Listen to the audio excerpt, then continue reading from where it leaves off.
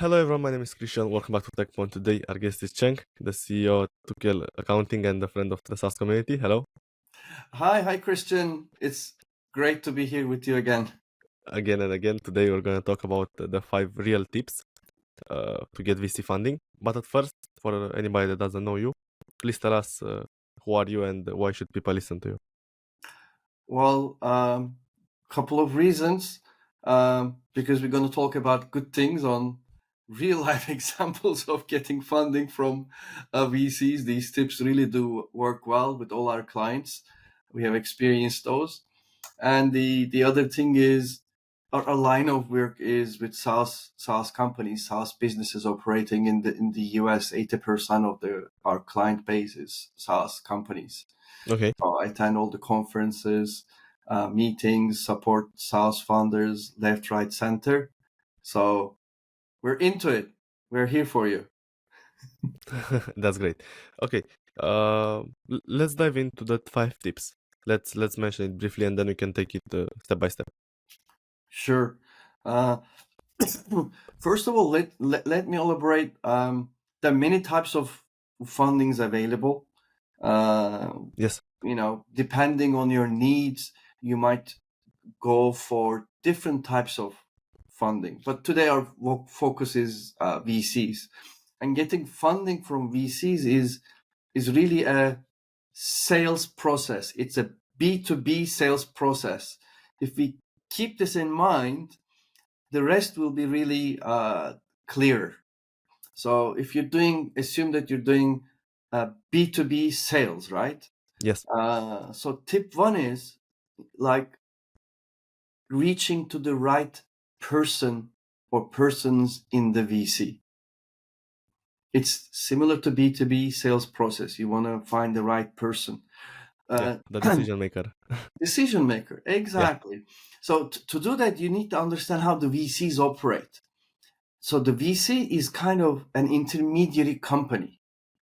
What the VCs have is limited partners. Limited partners fund the VC.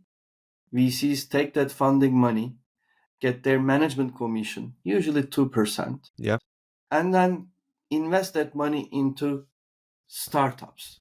So VCs tend to go to startups and startups tend to go to VCs, and then VCs make that assessment. In a VC, you have the general partner or partners or partners. Mm-hmm. These are the guys who make the decision in their weekly investment committee. Okay. Those are the decision makers. So when you approach VCs, talk to VCs or they approach you, probably those general partners, GPs or partners, will not be the people who will reach out to you, or maybe you might be reaching first. You will probably talking to people like director or associate or specialist, or somebody might come to you and say, oh, I'm a LP, limited partner in this VC. Those guys are facilitators Mm-hmm. or maybe approach points, but not decision makers. Okay. Okay.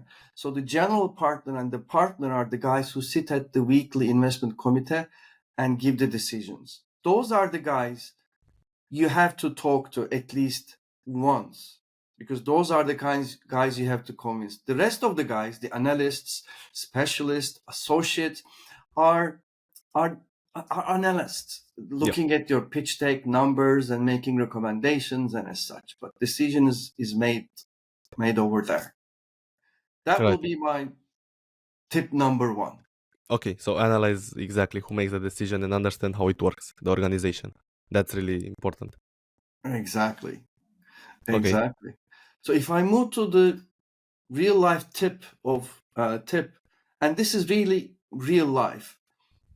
Actually, one of our clients does this perfectly.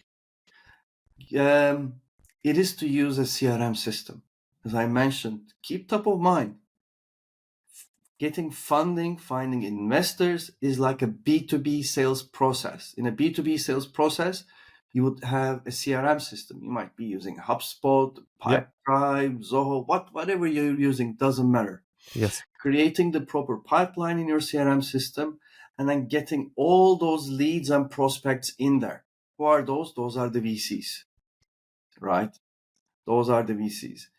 Get them in there, start tracking them in your CRM system. Clearly, you'll have questions like, okay, I got my CRM, and how do I find those guys, Yes, leads and exactly. prospects? Like, Exactly. okay, as I said, it's a B2B sales process. So in a B2B sales process, how are you finding your customers, leads and prospects? Apply the same principles to find the VCs. And the other thing is, in a typical B2B sales process, so you're approaching, let's say, 100 prospects. What's your conversion rate?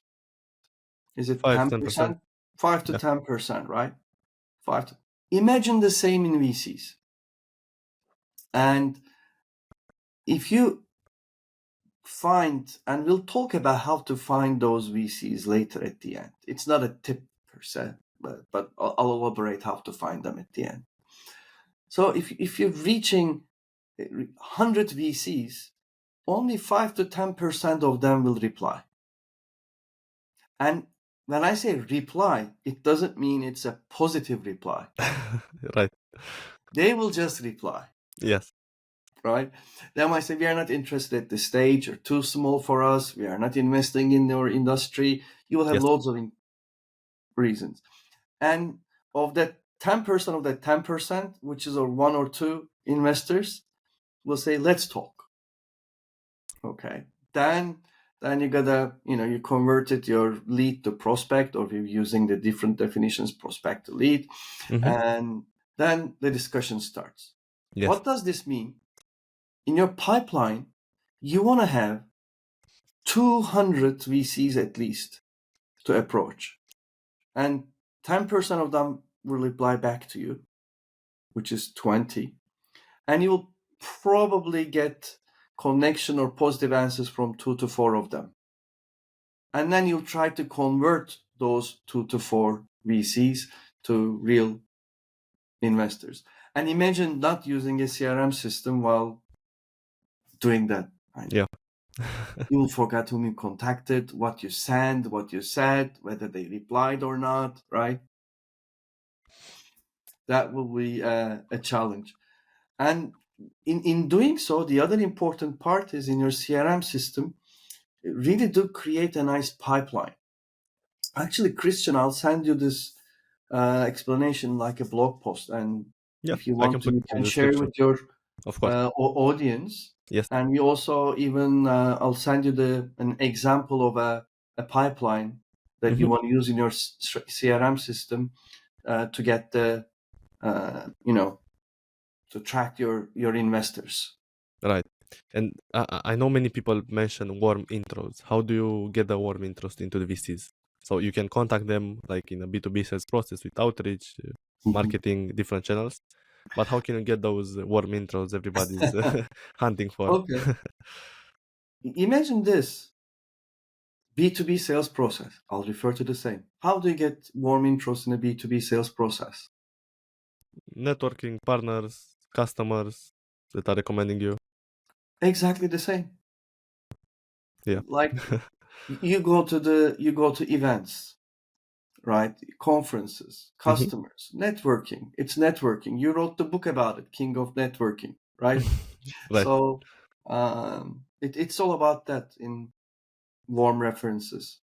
What would happen is, if you have other business owners, founders in SaaS community who got investments, if you talk to them, they can introduce you to their VCs. That's a starter. It's a big community. The other part is VCs would have their own conferences or gatherings or events. You can try to attend those. But Okay. I'll not step into your shoes. You're the king of networking, and your book covers most of these tips and tricks anyway. Thank you for the kind words. Yeah. Okay. Let's move on to tip number 3. What would be next? The next is, actually, I was going to talk about this at the end, but part of the tip 3, B2B sales process. Never give up, right? Never give up. But the tip 3 is not never giving up. The tip 3 is part of that to support that argument. You would want to publish monthly or at least quarterly newsletters, updates. It could be a simple email Mm-hmm. with update email. It could be a nice newsletter targeted for investors. Oh, wow. Okay. Yeah.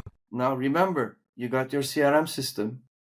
You got your 200, 500 VCs in there. You're reaching out to them, warm references, cold emails, some replying, some not replying. And then to those not replying, keep them updated all the time. Weekly or quarterly update letters, newsletters. What you could say again? What I'll do is I'll send you a template, Christian. You can share Please, with your community followers, of course. and then things like we hired. One example: we hired Cenk, ex-PepsiCo CFO, to our advisory board. Yeah.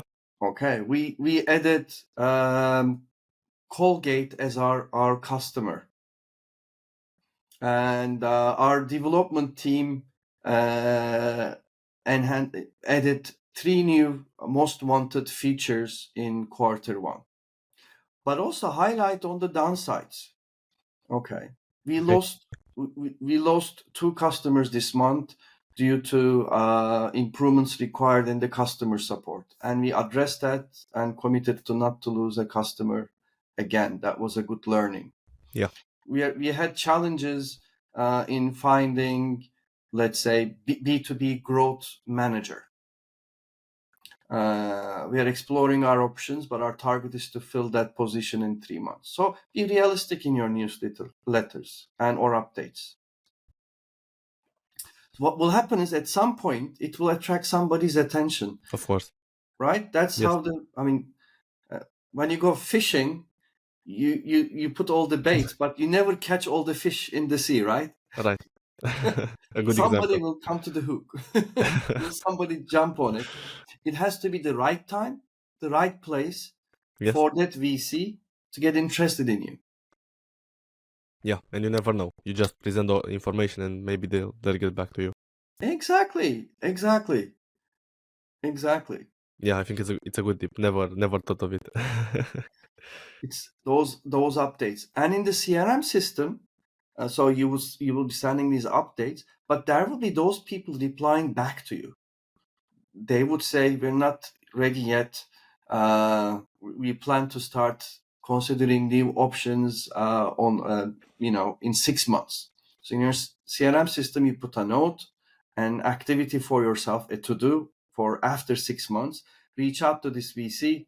They had mentioned that they will reopen, new investment pools in 6 months' time. That's what they wrote back to us, the guy Daniel from VCX.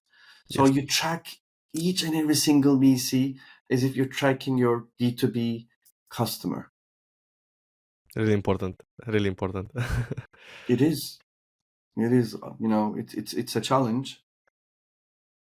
It's a challenge. And then the typical question that I also have, and I'll jump to the tip 4. Anything on your mind on this part? CRM, newsletters? What I do you totally think? agree with the CRM part. With the newsletter, I'm impressed. I didn't think about it, and I think it's a good. It's like a social media update, and people see you constantly, and you never know who's coming. So you need to be present. So I like it. I like it a lot. Thank you. It does work. It Yeah. does work. And then on the tip 4, the common question that I usually have is, so what do I tell to investors, how my pitch deck would be? And I guess that could have been one of your questions. Yep. It's really a long subject. Okay, but I'll not talk about that in this podcast. Yeah. It's a subject of its own, what KPIs they track and as such. But the tip number 4, I would say, is things have changed, and now the investors, VCs, are not only focusing on ARR, they are also focusing on sustainable growth, meaning improving margins, improving profitability. That is a big change that has happened over the last 2-3 years. Yes. And it's continuing to happen. Yes, a startup, a tech startup, most of our clients, we know, I mean, it's in growth stage. The focus is getting customers, growing the ARR. Right. We find money someplace, somewhere, VC, investment, debt, loan, whatsoever. We invested in our growth, we invested in our product. The whole focus is on growth, right? But yeah, we need to tell the story that this is sustainable growth. We're investing in wisely. You see every quarter or every biannually, we're improving our margins. We're, from each revenue, our loss was like 30%. Now it's 20%. Next quarter, 10%. And next year it's break even. And as such. Right. Because VCs go forward would really love to see founders a business model that is going to make money. And do you think this trend will continue? Or will we get back to growth at all costs? Exactly. It's not going to work, growth at all costs. So we need to focus on They stop sustainability. funding. Yeah. And the sad thing is, previously, if you search the net, if you read the books and all the tech bubble investments in tech companies, it was mostly SaaS companies, recurring revenue subscriptions and as such. It was all focused on growth, ARR, right? Now, there's the literature, the analysis is less on the new trend. And that's why I'm highlighting. It is there. It's active. Yes. Don't get stuck on the old acquisitions and IPOs or investments like 50 or 100 ARR multiplier. Those days are unfortunately gone. Yes, you have to grow your ARR, definitely, but also improve margins. That will be a key focus. Yeah, we need to be adaptable. And how about the last tip? And then we can move to some questions I have. Sure. I'm curious about that. The last tip is when you search for investors, you also want to make sure what you want, right? And because at the end of the day, this will boil down to the agreements. Very interestingly, in SaaS Stock Dublin, Nathan, founder, Pat CEO and founder, made a nice speech. Yes. I think it was October 2023. He gave his own example as a young man, young entrepreneur, had his company, got an investor 20%, Yes. and then somebody wanted to buy his company, and he was happy to sell it for some $1 million at 26 years old. He was happy with it. And the investor said no. But Nathan said in that speech, I own 80%, we're selling. And the investor said, no, did you read the agreement?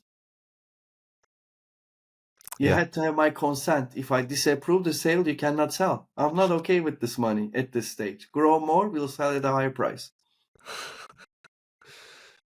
Yeah. That's his story. He sold, and it was a very nice story. And thank you, Nathan, in SaaS Stock Dublin. So watch out for the agreements when you go through what you want.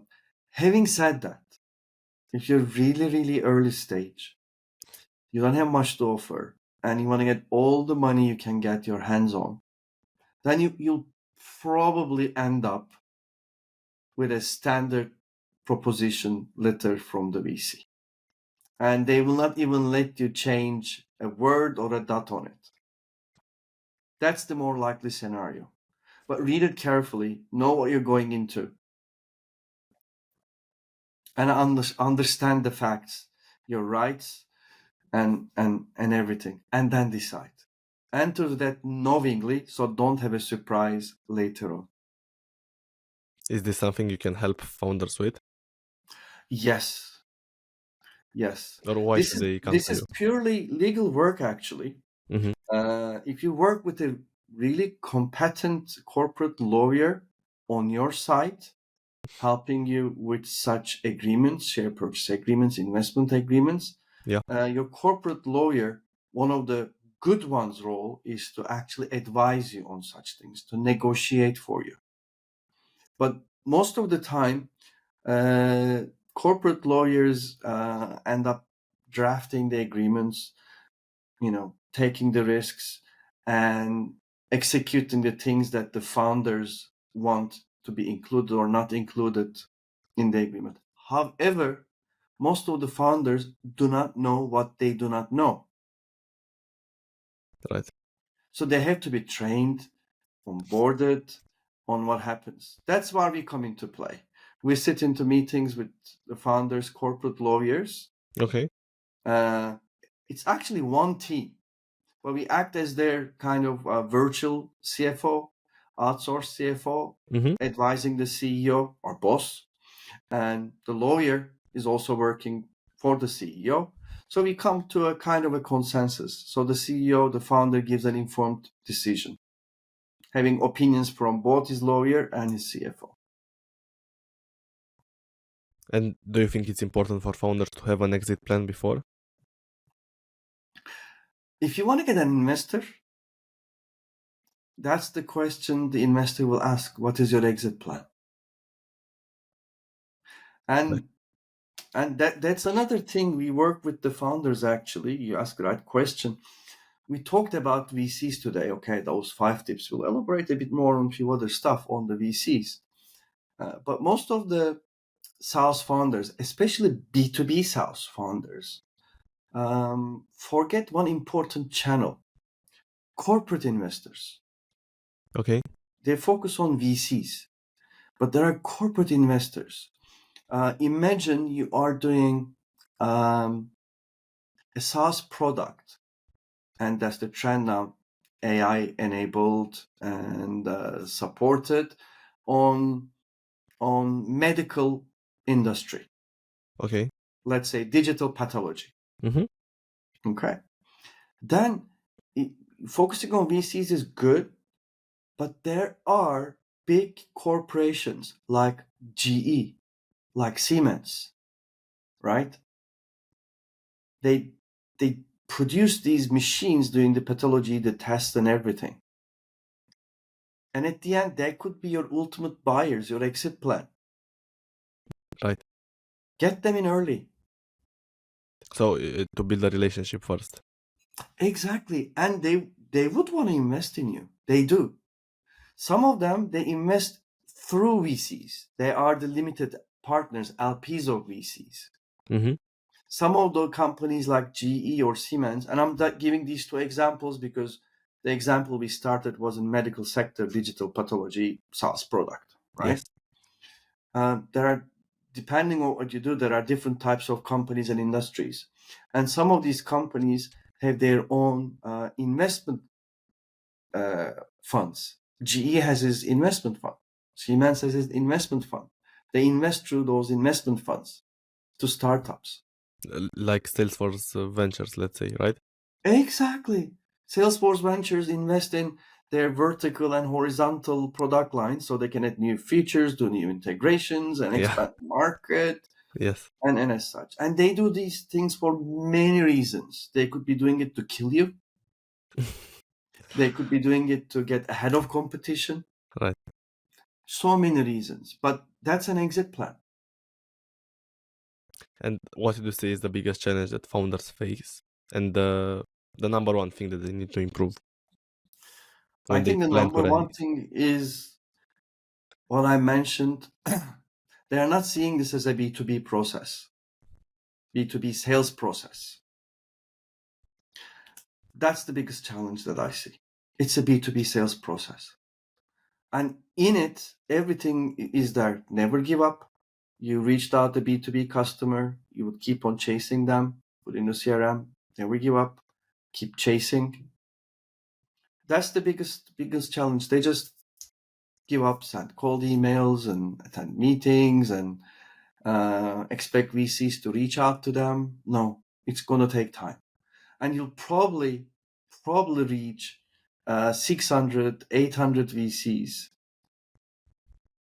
and create demand for you. Mm-hmm. And then you go with the VC that pays the most, which is going to help you the most. Have the luxury to say no to a VC because you have other options in your pipeline. Why? You have a CRM. A CRM is a pipeline. And you see the big picture. And you see the big picture where you are. Are you desperate or things are building up? Can you negotiate if things are building up? If you're desperate, you'll sign off anything for any money. Yeah. And with that, it's not going to be quick. If you start today, probably the first meeting you'll get will be 4-6 months from now, and the first money in the bank a year from now. Really? Wow. That's the trend. Some are lucky. You Yeah. will hear great. You will hear great stories. Yes. Okay. So, Christian, guys like you, Tekpon. Okay, you, Alex, you're king of networks. So you reach out to people. They know you, right? So your conversion cycle is pretty fast. You probably have a pipeline of investors already. You have a network. Yes. They know you. They follow you. Your life is easier. Not everybody's life is not that easy. They're not that Understand. competent. They don't have that pipeline, visibility, and all that stuff. So it really depends on the founder, where you are, existing network, your visibility, right? Absolutely.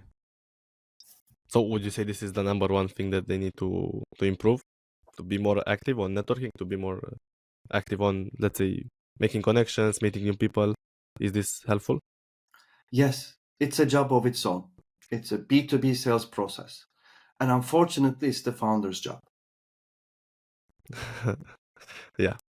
You cannot run away from it. Unfortunately. Right. Unfortunately. And I think last questions on my list would be the team. How important is the team nowadays? I really like your example. If you hire a ex-CFO of PepsiCo, investors see you differently. But let's expand on that. If you imagine this B2B sales process, your customer, and take the example of digital pathology SaaS product. So imagine the process where a 25-year-old, highly talented, highly competent, young sales guy selling to 50 years old, maybe 40 years old, how should I say, hospital procurement manager, their product. Yeah. The hospital procurement manager will ask technical questions, and will they be able to answer? Then they will refer, okay, we have to, I got this doctor from our pathology team. He's going to ask some questions about the scientific data and all that stuff to answer all those questions. So it is very difficult to find this 25, 26-year-old, very talented, very competent young sales guy who would know all those things, address the questions of the professional. Right. Right? It really depends on what you're doing, whom you're selling. But in the case of a VC, if you're not experienced, if you haven't done it before, and you have these finance guys asking you zillions of questions, all right? Yeah. You would learn. You would definitely learn. Founders learn. That's why they're founders. They're creative. They have high learning agility.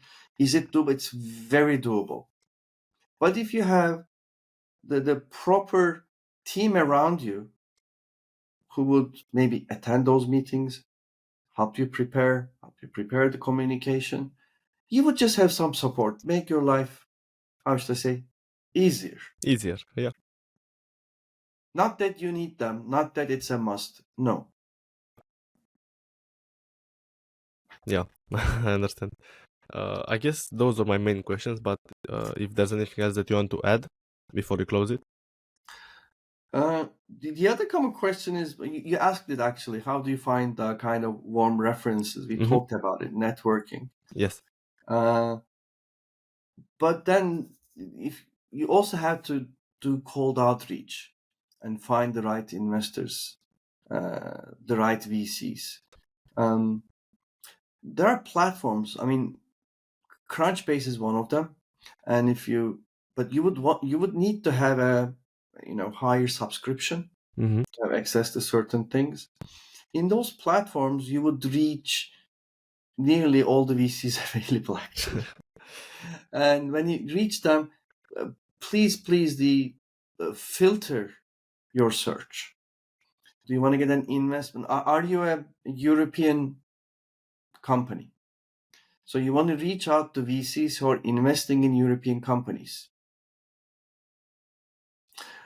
Are you a pre-seed, seed, early stage? Which stage? You want to reach those VCs who are investing in those stage companies. Right. Which industry are you in? Remember, you might be a SaaS product, a B2B or B2C SaaS product. That's not an industry. Are you in medical industry? Are you in sales industry? Marketing industry?